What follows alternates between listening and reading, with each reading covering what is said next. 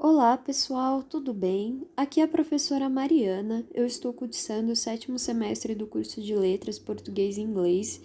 Esses vídeos que eu estou fazendo é para o projeto de reforço de estudos, coordenado pela professora Cíntia Piccini, do curso de Letras. As matérias abordadas no meu vídeo, a matéria abordada no meu vídeo é literatura, e o tema que eu trabalho é o pré-modernismo. Vamos fazer uma recapitulação do que nós vimos nas aulas anteriores? Nós vimos que o pré-modernismo data de 1902 até 1922. Por quê? 1902 foi o ano da publicação de Canaã, de Graça Aranha e de Os Sertões, de Euclides da Cunha, duas obras críticas sociais. E vai até 1922, que é a Semana da Arte Moderna, que é quando começa o modernismo. Vimos que o pré-modernismo corresponde à Belle Époque, que é marcada pela concomitância de várias correntes literárias, como o parnasianismo, o neoparnasianismo, o beletrismo e também marcado por uma arte crítica. Por uma arte bem crítica, como Euclides da Cunha fez nos Sertões, como Graça Aranha fez, e hoje nós vamos ver outro pré-modernista que também fez uma arte crítica, que é o Lima Barreto. Já adiantei isso para vocês.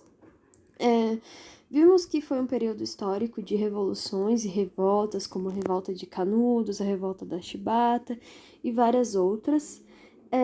Vimos que Rui Barbosa era uma figura política que compactuava com o beletrismo em seu discurso, ficava bem claro as características do discurso dele. Também estudamos um pouco sobre a vida de Joaquim Nabuco, uma importante figura. Ele foi abolicionista, fez uma defesa muito boa para um escravo que foi condenado à morte, e ele impediu o escravo de ser condenado à morte. E vimos bastante Euclides da Cunha e sua vida e sua obra principal, que é a denúncia social no livro Os Sertões. Ok? Hoje nós vamos conhecer o Lima Barreto. Ele foi uma figura bastante importante para o pré-modernismo, tá bom, pessoal? Olha, eu trouxe essa figura do livro da Lilia Schwartz. Ela é uma historiadora que se dedicou bastante na história dele.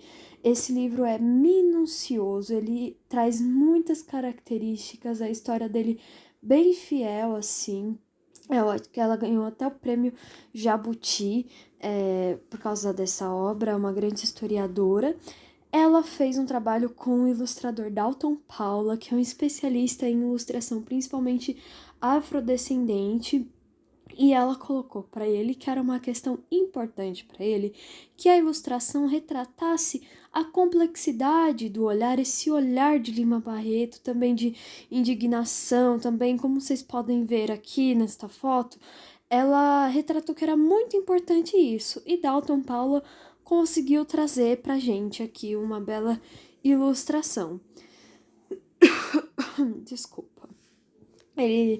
O Lima Barreto, ele teve uma vida muito difícil e ele teve uma consciência muito brutal das desigualdades sociais. Vamos agora ver a vida e suas dificuldades, né, que ele passou. Ele foi filho de um tipógrafo e de uma professora primária. Ambos eram mestiços. Aos 7 anos, ficou órfão de mãe. Proclamada a República, seu pai é demitido da imprensa nacional, pois seu cargo era dado por um visconde de Ouro Preto. Era o visconde de Ouro Preto. Foram morar na Ilha do Governador e seu pai vai trabalhar como almoxerife graças à proteção de seu padrinho, o visconde. Enfim, o pai dele é apadrinhado por esse visconde e ele consegue essa por causa disso ele consegue esse cargo público, né? O que não era comum, né? Era muito mais comum esse tipo de apadrinhamento não ser benéfico para famílias, principalmente de pessoas mulatas, né? Que era muito desvantagem na época antes da República ser proclamada. eles encontravam muito mais desvantagens do que brechas para entrar em cargos públicos ou do tipo. Mas ele conseguiu e acabou perdendo quando foi proclamada a república, então a família vai toda para a ilha do governador, vai a mãe, os irmãos, que ele tem cerca de uns 4 irmãos, por aí. Ele tem, e também graças ao Visconde, Lima Barreto pôde estudar na Escola Politécnica. Iniciou em 1897 e em 1993 ele abandonou os estudos. A Lilian Schwartz, no livro dela, ela mesma fala que o Lima Barreto, ele não era bom aluno na escola politécnica, né? Ele não se adaptava mais ou menos a esse ensino, mas ele sempre foi escritor, ele nunca deixou de escrever, até quando ele morava lá na Ilha do Governador, ele sempre escrevia suas crônicas, ó. Nesse período, ele já escrevia algumas crônicas, e seu pai, quando ele estudava na escola politécnica, ele enlouquece, né? E acaba impactando muito essa relação dos dois, impacta bastante na vida do Lima Barreto. Um escritor, ele passa em um concurso público. Ele passa a viver como um pequeno funcionário da secretaria e colaborar na imprensa. As datas em seus prefácios indicam que foi nesse período que ele planejou a maioria de seus romances, quando tinha uns 20 anos. Ele consumia constantemente ficção literária europeia do século XIX. Ou seja, ele consumia uma ficção do período, se eu não me engano, do realismo, né? Vamos ver, isso vai impactar ele na escrita dele posteriormente. Familiarizou-se com a tradição realista social e foi um dos raros intelectuais brasileiros que teve acesso aos romances russos que vinham ao encontro de revoltas contra as injustiças, né? Ele familiarizou-se com a questão realista social, ou seja, com as críticas sociais e que retratavam a realidade, e ele teve bastante influência, eu diria, dos russos, que também passavam por um período de bastante revoluções, eu diria que até mais do que o Brasil. Ele acabou vivendo em constante depressão e se entregou muito à bebida. Ele teve que ser internado no hospício 2 vezes. Na segunda, ele escreve O Cemitério dos Mortos.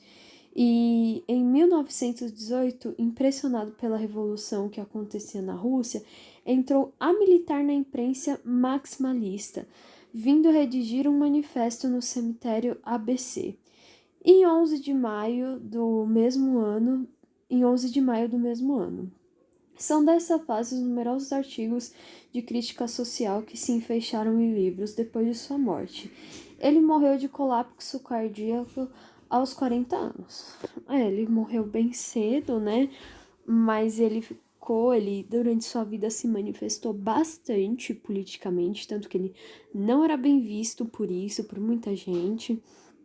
Ele, apesar de sempre estar nas franjas da intelectualidade, ser considerado um intelectual, ele era muito difamado, justamente porque ele tinha a questão de ser um ativista, né? Ele produziu uma arte mais militante. Aqui eu trouxe uma transcrição para vocês, ó. Afonso Henrique de Lima Barreto. Sua existência atribulada de homem de cor caminhou na direção oposta a Machado de Assis, à revolta, ao alcoolismo e ao protesto socialista. Em linguagem simples, algumas vezes panfletária, retratou com realismo os subúrbios, as transformações e os contrastes sociais da Belle Époque. Ou seja, que eles comparam com Machado de Assis aqui, porque Machado de Assis ele também foi um intelectual mulato, né? Entretanto, Machado de Assis, ele não sofreu tanto preconceito porque a sua arte, apesar dele também se importar com a hipocrisia social na obra dele, mas ele não trata os temas diretamente, certo? O Lima Barreto ele já é mais direto, ele fala realmente o que está acontecendo, retrata a realidade dos subúrbios, entendeu? Ele vai trazer essa característica bem forte na obra dele. Aqui temos algumas obras dele. Ele escreveu de romance Recordações do Escrivão Isaías Caminha e Triste Fim de Policarpo Quaresma. Só adiantando para vocês, nós vamos trabalhar principalmente essas duas obras deles, porque a obra do escrivão Isaías Caminha, ele é de cunho muito autobiográfico. E o Fim de Policarpo Quaresma, o Triste Fim de Policarpo, ele ficou a obra mais conhecida do Lima Barreto. Então, nós vamos trabalhar essas duas principais. Tem também de romance Numa Ninfa, Vida e Morte, Major Sá Gonzaga, Clara dos Anjos. Ele também fez contos, Histórias e Sonhos, o conto, Sátira Política e Literária, Os Brusundangas e Coisas do Reino de Jambon. De humorismo, ele fez Aventuras de Dr. Bogoloff e Artigos e Crônicas. Como vocês lembram, ele trabalhava na imprensa do jornal. Ele fez Feiras e Mafuás e Bagatelas. Crônicas sobre folclore urbano, que era bem importante, ele também tratou esse tema. Ele fez Marginália e Vida Urbana. De memória tem o Diário Íntimo dele, que depois a gente vai até comentar sobre o Diário Íntimo, e Cemitério dos Vivos. Vamos fazer algumas considerações gerais. Lima Barreto sempre trouxe em seu caráter, em sua obra, simpatia por humilhados e ofendidos que ele conheceu nos botequins do Rio. Ele criticou ferozmente a burguesia em suas sátiras, denunciando a hipocrisia e as falsas aparências. Sentiu na pele o preconceito e a privação social, mesmo vivendo nas franjas da inteligência nacional e da boemia elegante da confeitaria Colombo, ou seja, ele frequentava um lugar que são os intelectuais, né? Lima Barreto, ele teve aguda percepção dos contrastes sociais, de onde nasce seu ódio às desigualdades e aproximação com Karl Marx.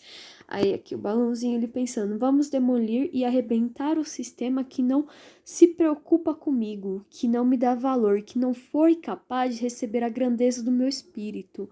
É chegada a hora de reformarmos a sociedade, a humanidade, não politicamente, que não adianta, mas socialmente, que é tudo. Vocês vão ver, conforme na leitura, ele se sente uma indignação muito grande, porque ele se enxerga como um intelectual muito capaz, muito talentoso, e durante ele vê que a sociedade ela não tem uma abertura para receber todo esse talento, não dá um espaço para ele poder florescer como intelectual, para ele poder dar boas obras, justamente também porque ele era bastante militante, a sociedade acaba vetando esse tipo de voz, sabe, que incomoda, porque ela tá denunciando racismo, tá denunciando as desigualdades sociais, então ele não encontrou muito espaço, então ele se sente muito indignado por tudo isso, e isso reflete em toda a sua obra, em toda a sua vida. Então, pessoal, nós vimos um pouquinho da vida dele. Agora, no próximo vídeo, nós vamos ver características literárias dele. E nos próximos vídeos, nós também trataremos Memórias do Escrivão Isaías Caminha e Triste Fim de Policarpo Quaresma, ok? Muito bom, eu acho que eu vou chamar, vai ter bastante vídeo sobre Lima Barreto, porque eu acabei pesquisando bastante sobre ele, uma pessoa bastante interessante, sua obra é bem interessante, espero que vocês gostem dele também, tanto quanto eu. Deem uma olhada no livro da Lilian Schwartz, e é isso aí, até a próxima aula, ok? Abraços.